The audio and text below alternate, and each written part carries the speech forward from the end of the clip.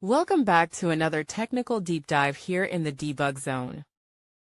Today we're tackling a big question and breaking it down with insights from other users. Hopefully this clears up some misconceptions and helps you get the answer you need.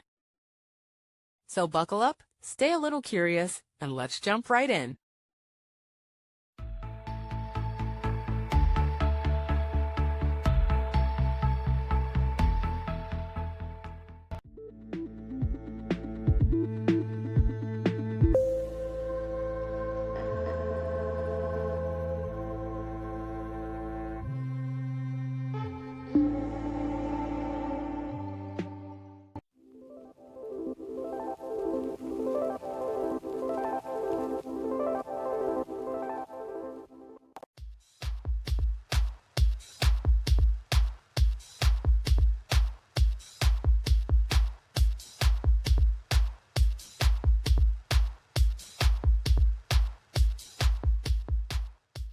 And that's a wrap.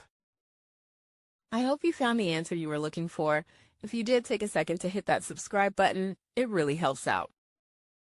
And let me know in the comments which solution worked best for you. See you next time in the debug zone.